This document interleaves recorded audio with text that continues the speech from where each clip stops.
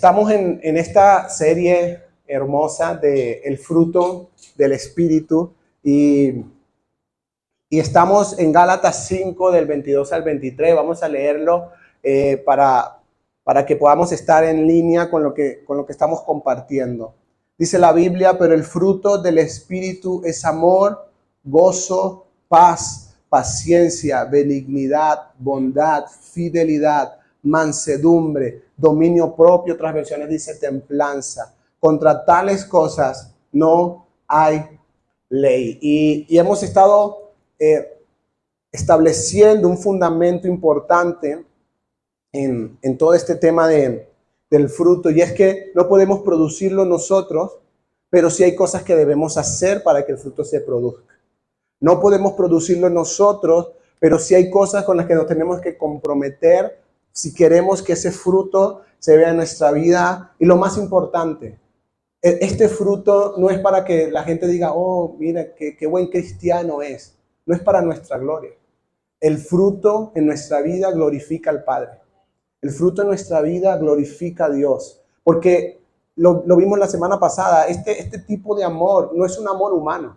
Es un amor que definitivamente tiene que ser producido por el Espíritu. Y cuando amamos así, la gente llega a la conclusión y dice, esto es obra de Dios. Esto no es normal, no es lo común, ¿sí? Todos los que anhelamos el fruto del Espíritu en nuestra vida, tenemos que ir a la presencia de Dios.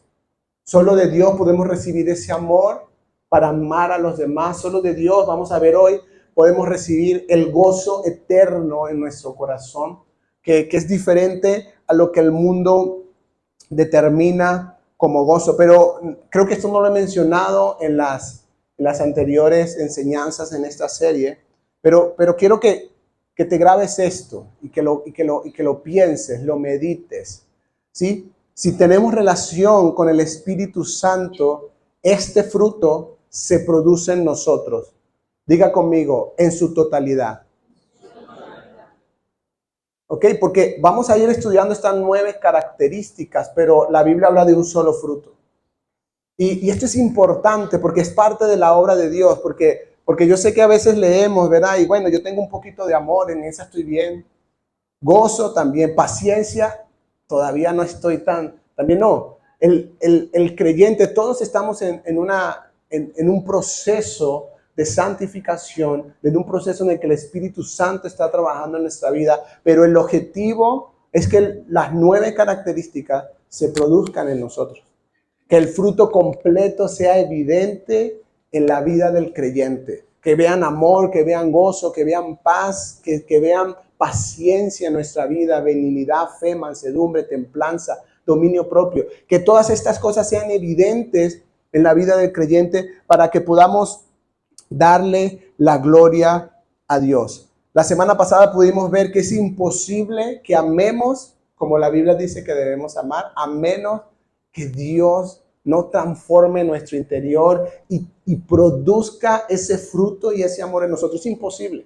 Nuestro amor es imperfecto, nuestro amor es egoísta, nuestra manera de amar es egoísta y pareciera que estamos incapacitados humanamente para amar así. Pero cuando vamos a la presencia de Dios y el Espíritu empieza a producir su fruto, empezamos a amar como el Señor. Y el gozo eterno, la segunda característica de este fruto, el gozo también es algo que necesitamos que el Señor produzca en nosotros. Porque miren, en el mundo, les voy a leer el concepto del diccionario normal, del diccionario común, lo que el diccionario determina como gozo, y vamos a ver otra palabra muy similar, alegría. Vamos a ver qué dice el diccionario. El diccionario dice que el gozo es un sentimiento de complacencia en la posesión, recuerdo o esperanza de bienes o cosas apetecibles. Es decir, cuando yo tengo cosas apetecibles, cosas que quiero en la vida, cosas que anhelo, mi corazón tiene gozo. Esto es como lo determina el mundo. Ahora, el concepto de alegría es muy similar. En el diccionario dice, es una emoción de satisfacción o plenitud que experimentamos ante situaciones positivas. Eso es alegría, ¿verdad?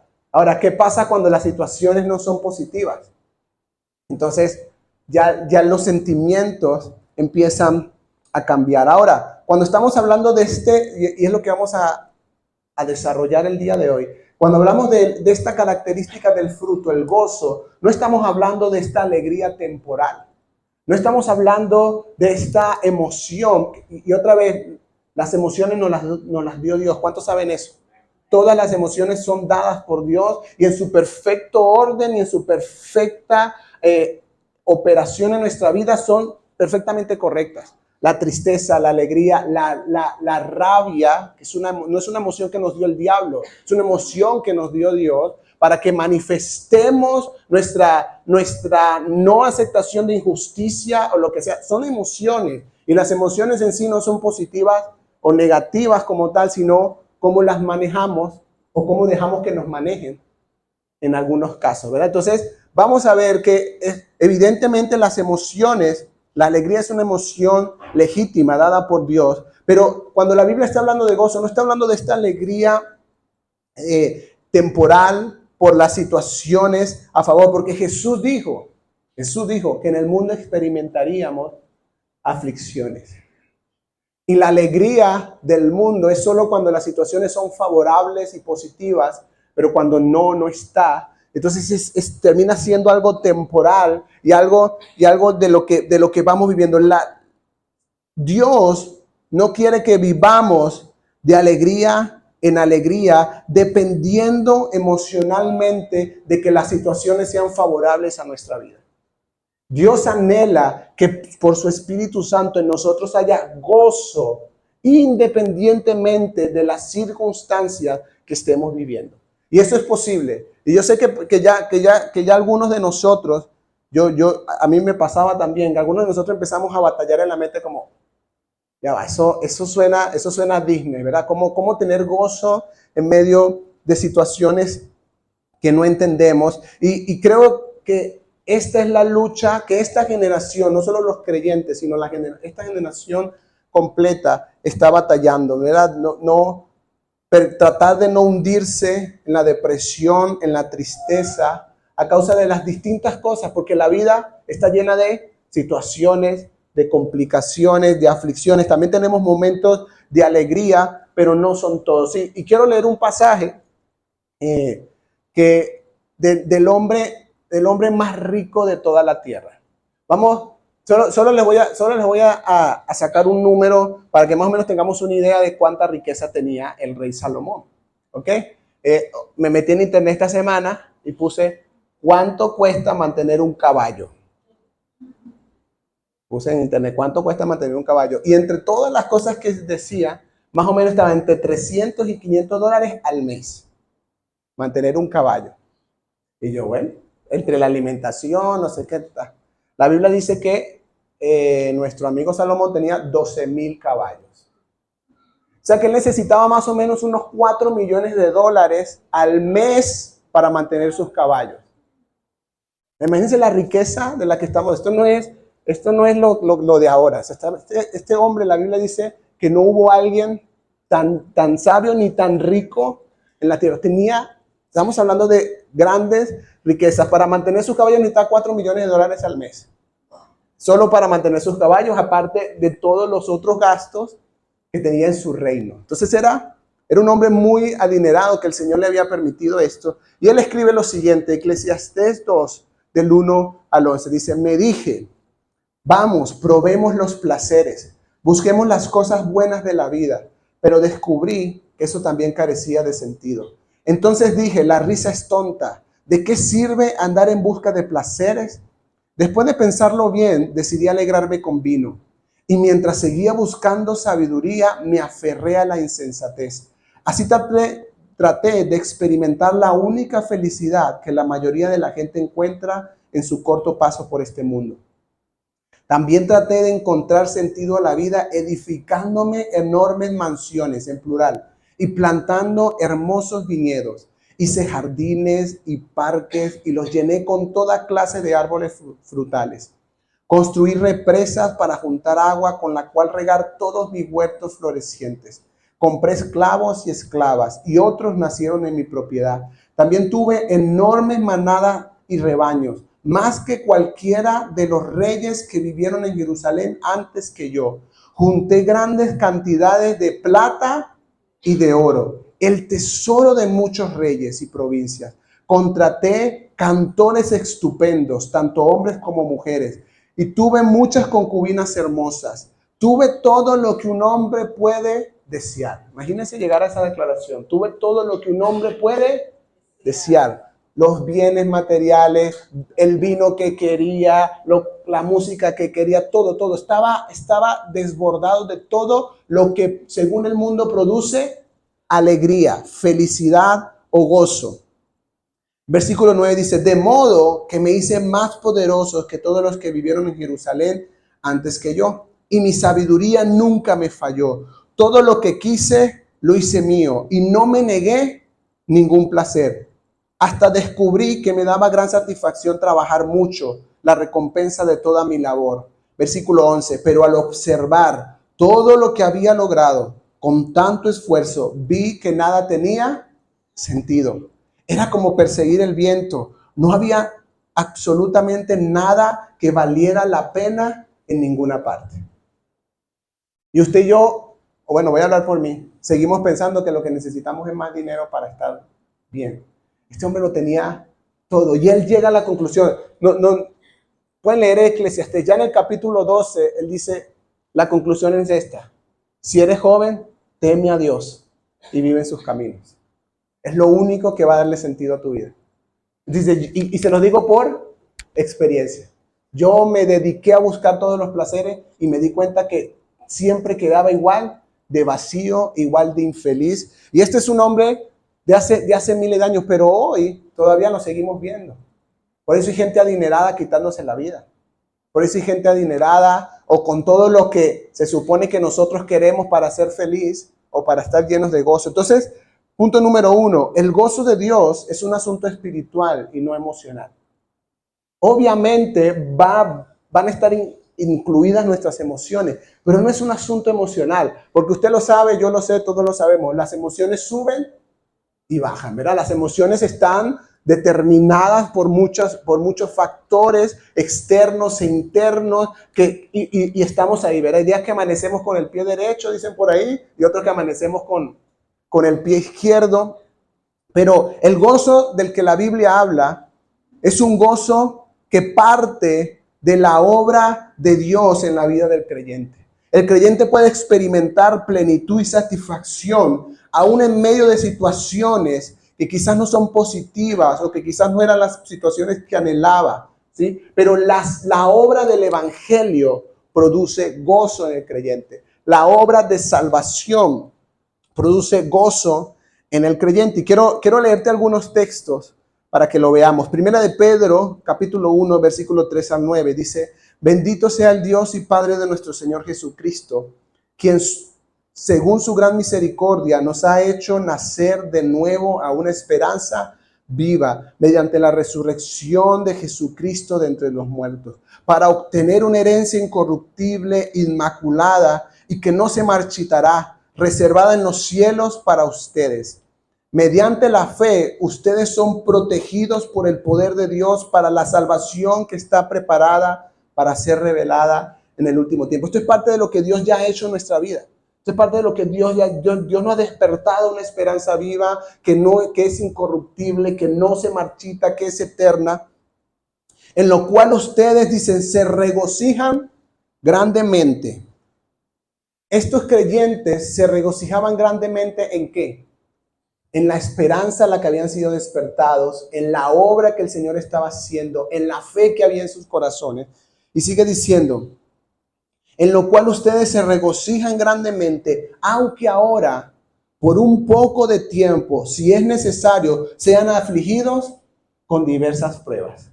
Gente que estaba llena de alegría o de gozo, aunque estaban pasando o tenían que pasar por diversas pruebas, para que la prueba de la fe de ustedes, más preciosa que el oro que perece, aunque probado por fuego, sea hallada que resulta en alabanza, gloria y honor en la revelación de Jesucristo, a quien sin haber visto ustedes lo aman y a quien ahora no ven, pero creen en él. Y dice, y se regocijan grandemente con gozo inefable y lleno de gloria, obteniendo como resultado de su fe la salvación de sus almas.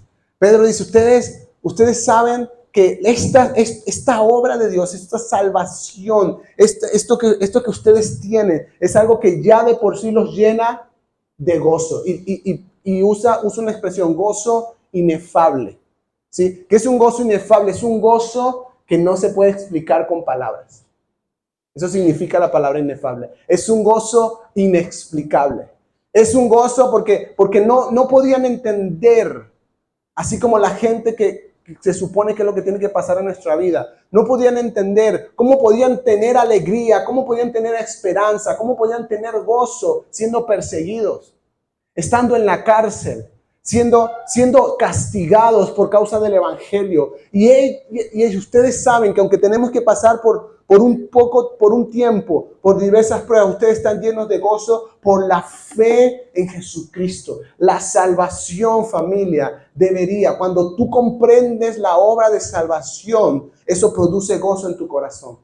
Cuando tú comprendes la obra de salvación, no hay que venir a decirte el domingo, levanta tus manos y canta. No, naturalmente, porque entiendes lo que Él ha hecho, tú llegas con la actitud de venir y levantar el nombre de Dios. Venir a adorar y exaltar el nombre de Dios. David experimentó algo que yo creo que experimentamos todos los creyentes. Experimentó algo en medio del pecado.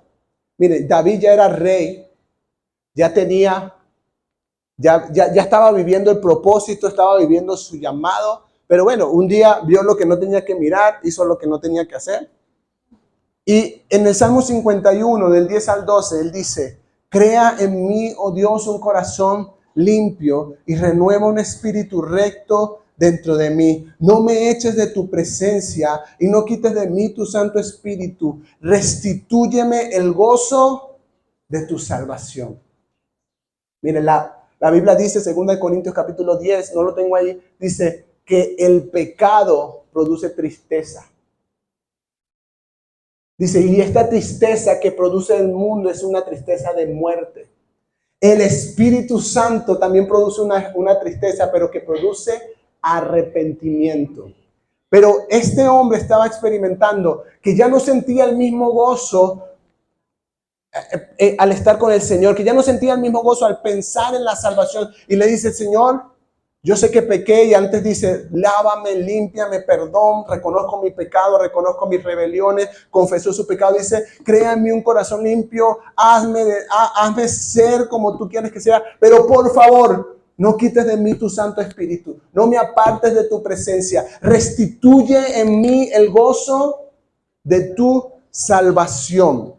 Y voy a leerles algunos pasajes rápidamente para que veamos algunas cosas que pasaban en la primera iglesia, la iglesia primitiva. Hechos 8, del 37 al 39, cuando Felipe está hablando con el eunuco etíope, dice, y Felipe le dijo, si usted cree con todo su corazón, puede, porque el etíope le preguntó, ¿qué impide que yo sea bautizado? Ahí hay un poquito de agua. Dice, creo que Jesucristo es el Hijo de Dios, respondió el eunuco, y mandó a parar el carruaje. Ambos descendieron al agua y Felipe lo bautizó. Al salir del agua, el Espíritu del Señor arrebató a Felipe y no lo vio más el eunuco. Continuó su camino, ¿cómo? Gozoso. Gozoso porque se había encontrado, había sido salvado, se había encontrado con el Evangelio, se había encontrado con la salvación y su corazón se había llenado de gozo. En Hechos 16 hay una historia que como no tengo tanto tiempo, no la podemos leer, pero léala. Está Pablo y está Silas encarcelados. Dice la Biblia, los azotaron mucho. Dice la Biblia, después de haberlos azotado mucho. Póngale mucho cuánto le dieron. Pero lo azotaron mucho, los metieron en la cárcel de más adentro. Y no piense, si usted cree que las cárceles de hoy en Venezuela o en Latinoamérica son horribles, no se quiere imaginar las de ese tiempo cuando ni siquiera había luz eléctrica. Que no se quiere imaginar cómo era una cárcel, la de más adentro era la más oscura, y seguro la más maloliente que había, en el rincón más oscuro de la cárcel. Allá los metieron. Y la Biblia dice que estos dos hombres con heridas de golpes, encarcelados, posiblemente ni siquiera se podían ver unos a otros, de la oscuridad, a medianoche cantaban. ¿Cómo se llama eso? Gozo. Eso es otro nivel. A medianoche cantaban alabanzas a Dios y los presos lo oían. Y ahí cuenta la Biblia, viene un terremoto, se abre la cárcel y el carcelero, versículo 33 y 34, por supuesto se asustó, dijo, se fue toda esta gente, se iba a matar. Pablo lo evita, tienen una charla y dice, el carcelero los tomó en aquella misma hora de la noche y les lavó las heridas. El carcelero que seguro al principio los había tratado como, él mismo le lava las heridas y enseguida fue bautizado con todos los suyos. Llevándolos a su hogar, les dio de comer y se regocijó grandemente por haber creído en Dios con todos los suyos. Esto es lo que necesitamos entender y pedirle al Espíritu Santo, Señor, yo quiero vivir el gozo de tu salvación. Que tu salvación, esta salvación tan grande que tenemos, sea suficiente para yo estar lleno de gozo todos los días, porque es un asunto espiritual, no es un asunto emocional. Es la realidad espiritual que hemos experimentado todos al ser salvados por Jesucristo y por la obra del Evangelio, por la cual podemos estar llenos de gozo. No es emocional, no es por cómo me siento. Hoy puedo sentirme triste, hoy puedo sentirme mal, hoy puedo sentirme depresivo, hoy puedo sentirme como sea, pero hay una realidad espiritual que está por encima de mis emociones, y es que yo he sido salvado por la gracia del Señor, y eso debería ser suficiente para que exista gozo en mi vida. Pero el Espíritu Santo es el que convence de pecado, de justicia, de juicio. El que testifica a nuestro espíritu que somos hijos de Dios. Por eso necesitamos esta comunión con el Espíritu Santo para que esta parte del fruto empiece a verse. Punto número 2. El gozo verdadero solo lo encontramos en la presencia de Dios. No existe otro lugar. No existe en el mundo un lugar donde podamos encontrar gozo verdadero, el gozo inefable, el gozo que no se puede explicar. Porque usted le puede explicar a alguien por qué está contento cuando acaba de cerrar un buen negocio. Usted le puede explicar a alguien por qué está contento cuando acaba de adquirir una casa nueva. Usted le puede explicar a alguien por qué está contento porque en su familia hay salud. Pero usted no le puede explicar a la gente cómo usted está contento y lleno de gozo cuando todo alrededor está tan gris. Ese es el gozo inefable. No hay explicación. No hay palabras. Y yo no sé si te ha pasado. Para mí me ha pasado muchas veces. Y espero que si no te ha pasado, te empiece a pasar. Cuando la gente te dice, no te entiendo. No te entiendo. ¿Por qué estás tan feliz? ¿Por qué estás tan tranquilo? ¿No estás viendo lo que está pasando? Y que tú le puedes decir, sí, pero... Y es incómodo. No sé si les ha pasado, es incómodo. Porque es verdad, no puedes explicarlo. Es como... Mira, ¿cómo te explico? Es como, o sea, es la obra de Dios, pero esa explicación queda como muy, la gente, no sé cómo explicarte, pero es Dios. Es Dios, es que yo estoy confiado en el Señor, es que yo sé que el Señor tiene el control de todo y eso genera gozo en mi vida. No te entiendo y no sé cómo explicarte y ahí se queda la conversación, ¿verdad? Espero que te empiece a pasar, que la gente empiece a ver tanto gozo en tu vida. No porque todo está perfecto en tu vida. Que puedan ver gozo en cualquier momento y etapa de tu vida. Que los que están cerca de ti puedan ver que hay gozo en tu vida. Porque esto solo lo encontramos en la presencia de Dios. Ahora sí, un concepto más bíblico del gozo. Se los voy a leer. El gozo bíblico, o el gozo del que habla la Biblia, es el deleite y la alegría que produce el Espíritu Santo y que pueden experimentar todos los que han sido redimidos por la salvación que Jesucristo ha hecho posible. Es un estado de satisfacción, pero que proviene no de las situaciones favorables, sino de tener a Dios como nuestro tesoro más elevado. No, ya no es si tengo o no tengo, si me va bien, si me va mal. No, es que Dios está conmigo. El Señor me ha mirado con misericordia, ha tenido misericordia de mí y eso produce el gozo.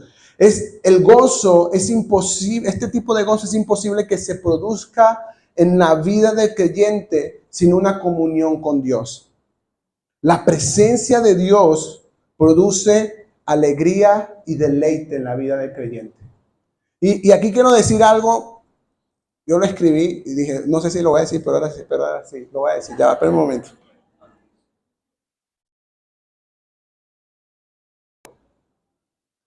No podemos decir que tenemos comunión con Dios y vivir en amargura. Mire, no es coherente ser cristiano y ser amargado al mismo tiempo. No es coherente. No le estoy diciendo que ahora usted sea, ¿verdad? Risa con todo el mundo. No, no. Todos tenemos una personalidad que Dios nos dio, cada uno, pero no es coherente vivir amargado, malhumorado, estresado, ofendido, maltratando a todo el mundo y al mismo tiempo decir que soy un cristiano. Eso no es coherente. Lo que posiblemente está pasando con esta persona es que no está teniendo comunión con el Señor. Porque el Señor es lo primero que el Señor quiere hacer. Y cuando tú empiezas a ser convencido por el Espíritu Santo, empieza a haber gozo, empieza a haber alegría y la amargura se empieza a ir. El mal humor se empieza a ir. No es que no van a haber cosas que te molesten. Todos tenemos cosas que nos... Pero usted sabe de qué tipo de persona estamos hablando, ¿verdad? El que no se ha despertado y ya está malhumorado, ya está molesto. Salmo 16:11 dice, me darás a conocer la senda de la vida. En tu presencia hay plenitud de gozo. En tu diestra hay deleites para siempre. Cuando el creyente empieza a tener una disciplina, un hábito de tener comunión con Dios por medio de la oración y por medio de la Biblia, y es otra vez, es obra de Dios. Dios empieza a obrar en ellos y empezamos a experimentar este tipo de gozo espiritual, este tipo de gozo del Señor que llena el corazón.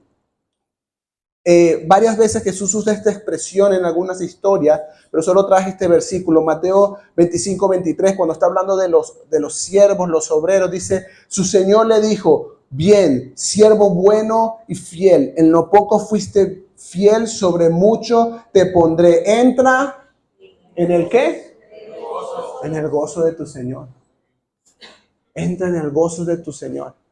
Y esta es una expresión que vamos a encontrar varias veces en la Biblia, como una meta que debería tener el creyente, entrar en el gozo de su Señor. Entonces, podemos llegar a la conclusión de que el gozo en la Biblia no es un sentimiento, es una persona.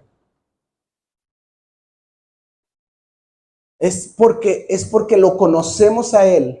Es Él el que produce gozo. Miren lo que dice el Salmo 43, versículos 4 y 5. David, mucho tiempo antes de Cristo, dice, entonces llegaré al altar de Dios. Diga su presencia.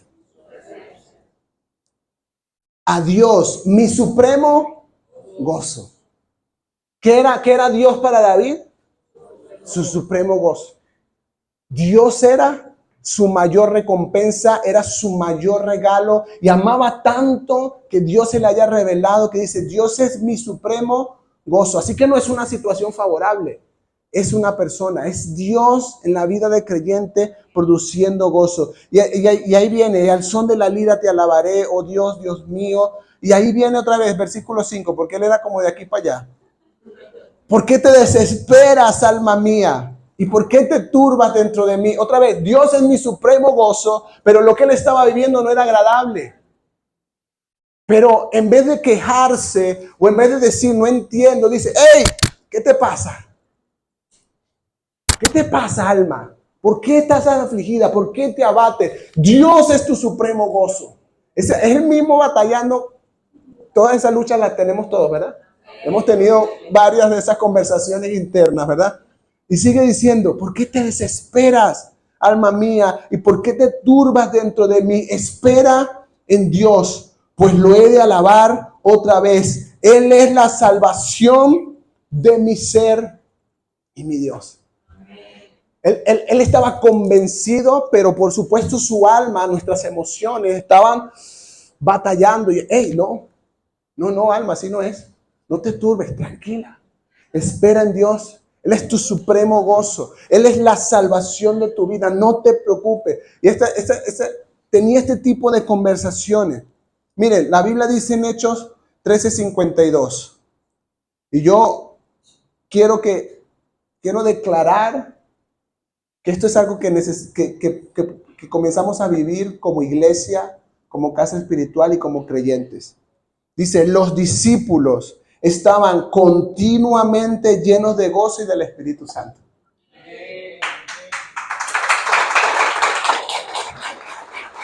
Lea el contexto. Estaban siendo perseguidos, estaban siendo apresados, estaban muchos muriendo. O sea, había situación desfavorable por todos lados. Pero dice la Biblia, y los discípulos que iban en aumento, dice, estaban continuamente llenos ¿de qué? De gozo y del Espíritu Santo. Perseguidos, encarcelados, aserrados, les cortaban las cabezas a uno, les prendían fuego al otro. Eso era lo que estaban viviendo. Pero Dios producía en ellos ese gozo inefable. Y todo el mundo podía ver, decía, los discípulos estaban llenos de gozo y del Espíritu Santo. Siempre, era una marca en el discípulo. Número 3, ¿qué nos impide experimentar el gozo entonces? Ya les dije, si solo lo conseguimos en la presencia de Dios, evidentemente, si no estamos teniendo comunión con Dios, no vamos a poder experimentar este gozo. Vamos a seguir batallando y lamentablemente nuestra alma va a terminar ganando. Nuestras emociones van a terminar ganando, porque necesitamos del Espíritu Santo para que nuestra alma se sujete al Espíritu de Dios. Y aunque nuestras emociones, porque son de Dios y están diseñadas de esa manera, estén alborotadas y estemos llenos de aflicción y llenos de tristeza, nuestras emociones se sujetan a la realidad del Espíritu Santo en nuestra vida. Y aunque sufro y aunque me duelen algunas cosas, porque evidentemente así es, mi corazón no pierde el gozo. Hay esperanza, hay algo que no se puede explicar con palabras. Miren, Proverbios 15:15 dice, todos los días, diga conmigo todos del afligido son malos, pero el de corazón alegre tiene un banquete continuo. La diferencia no está en las circunstancias. La diferencia está aquí adentro. Dice, para el afligido todos los días son malos. Y yo creo que todos conocemos gente que solo ve lo negativo en todas las cosas. Que nunca se le escucha un comentario positivo. No, pero es que tú sabes, no, pero es que no. No, pero es que ahora sí, mira, pero ya se arregló. Sí, pero ahora seguro viene otra cosa, porque uno no sale de uno. Es como, sí. Espero que usted conozca gente así, que no sea usted una de esas gente. Todos los días del afligido son malos. Si usted solo, miren, de las cosas que más afectan nuestro corazón y que nos impide experimentar el gozo, se llama desagradecimiento. Mire, 1 Tesalonicenses 5, del 16 al 18 dice, estén siempre gozosos. Diga conmigo, es un mandato bíblico. No es si puedes, intenta, haz tu mejor esfuerzo. No, estén siempre gozosos. Número 1, la Biblia lo dice. Número 2, tienes elección. Tú eliges. Por eso leí el versículo anterior. Para el afligido todos los días son malos. Si tú te levantas y siempre estás pensando, esto es lo mismo, nunca. Pero cuando el que se levanta con fe, el que se levanta con esperanza, el que se levanta lleno del Espíritu Santo, dice, pero para el de corazón alegre, todos los días son un banquete continuo. No es que todas las situaciones sean favorables, pero de toda situación sabe que el Señor tiene el control y sabe que el Señor va a sacar lo mejor de cada situación. Dice, estén siempre gozosos. Versículo 17, oren sin cesar. Una cosa nos debería llevar a la otra. Es imposible que estemos siempre llenos de gozo si no hay oración en nuestra vida. Porque ¿dónde encontramos? Se lo dije en el punto, ¿dónde encontramos el gozo? En la presencia de Dios. Y en la medida que practicamos la oración, estamos siendo llenos de gozo. Pero luego dice el versículo 18, den gracias a Dios. Entonces son tres cosas. Estén siempre gozosos, oren sin cesar, den gracias a Dios en todo. Y ahí dice, porque esta es la voluntad de Dios para ustedes en Cristo Jesús. Si tenías la pregunta, Señor, ¿cuál es tu voluntad para mi vida? Ahí está. Que estés siempre gozoso, que ores sin cesar y que seas agradecido en todo. Que seas agradecido en todo. Una persona desagradecida siempre encontrará lo que está mal en una situación y nunca verá lo que está bien. Una persona desagradecida se enfoca en lo que no tiene y olvida todo lo que Dios le ha dado. Una persona desagradecida siempre se está comparando con los demás y por eso no tiene el corazón correcto. Siempre está diciendo, pero ¿por qué ellos sí y yo no?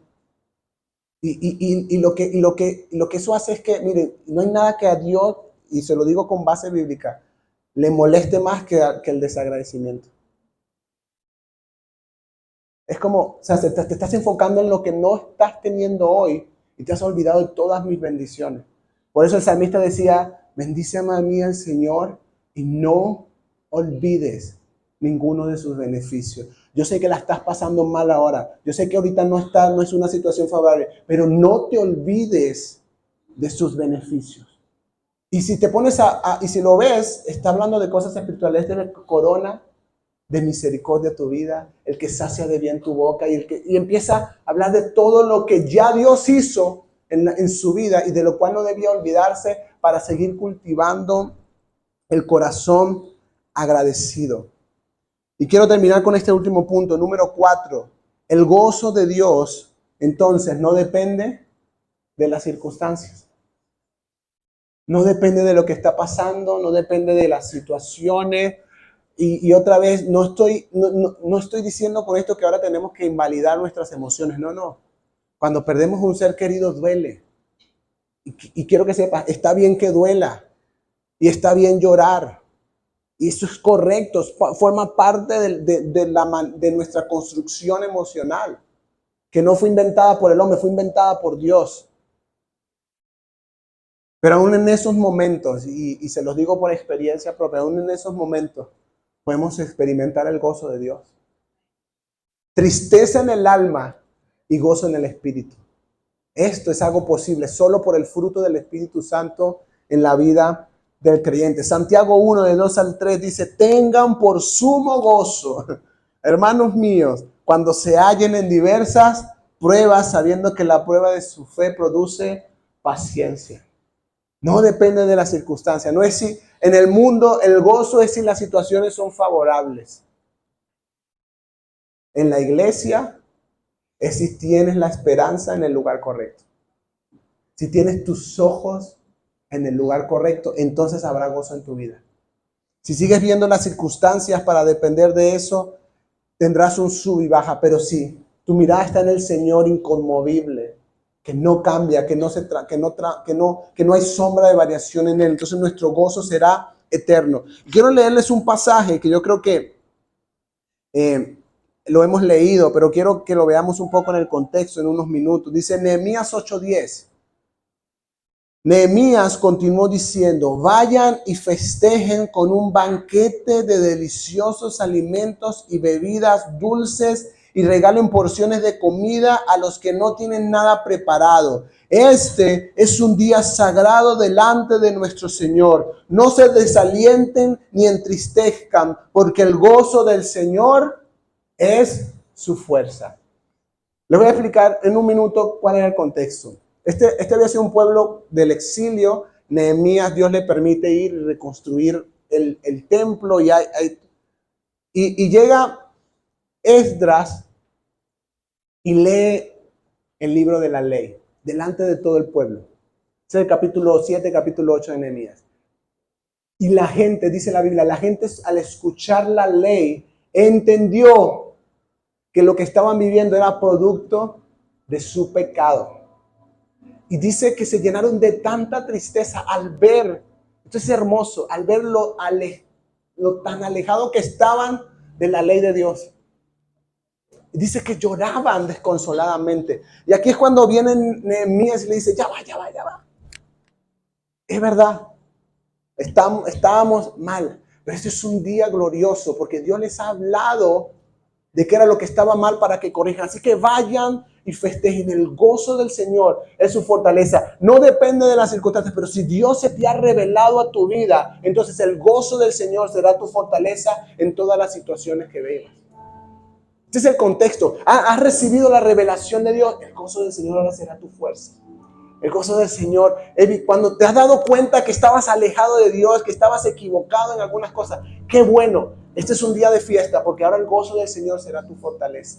Ahora esta revelación se convertirá en una fortaleza espiritual para tu vida, en una fortaleza de Dios para tu vida. Filipenses 4:4 dice, regocíjense en el Señor, ¿cuándo?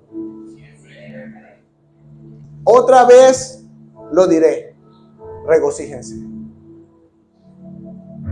Tenemos elección, familia. Tenemos elección. Yo sé que no suena tan sencillo, pero sí es.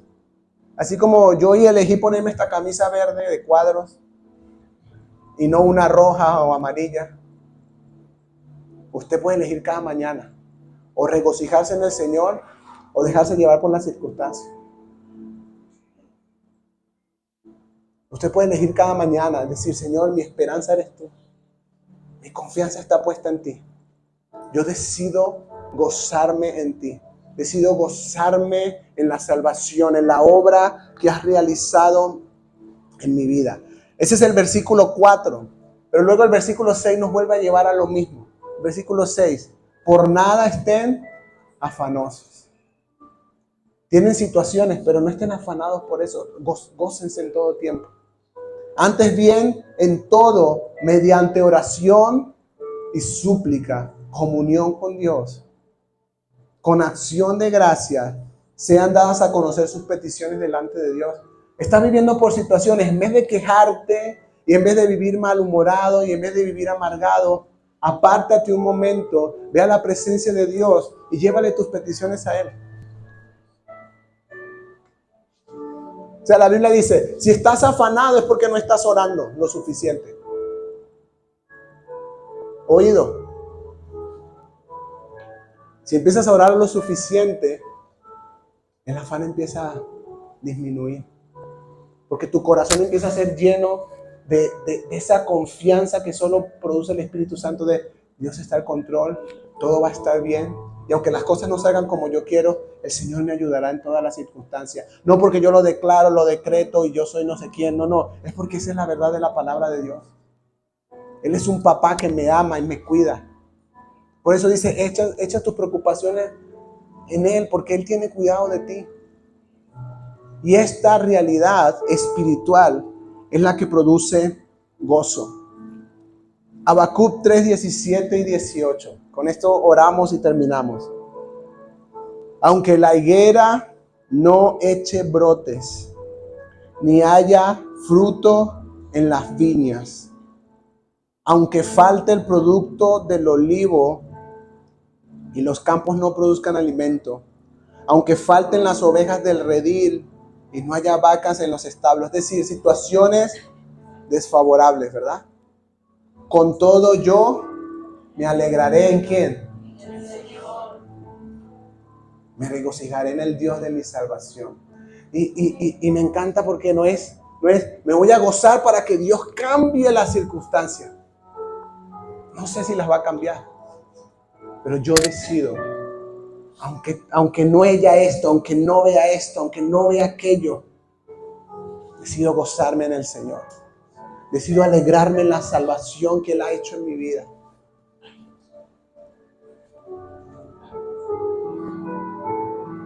No te estoy diciendo con esto que no hay que llorar o que no te duela. No, Dios no tiene nada en contra de tus lágrimas. Es posible estar llorando y al mismo tiempo estar siendo llenos de gozo del Espíritu Santo.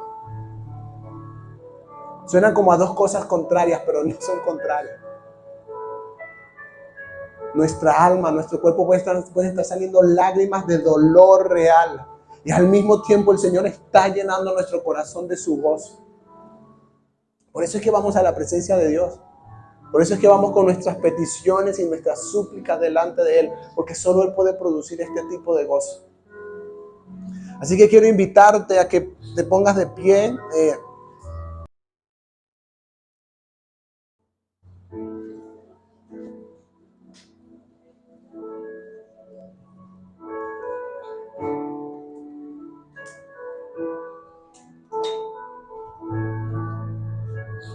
Quiero que cantemos el coro de esta última canción que precisamente por eso la escogimos para hoy, porque decía, no me falta nada si te tengo a ti.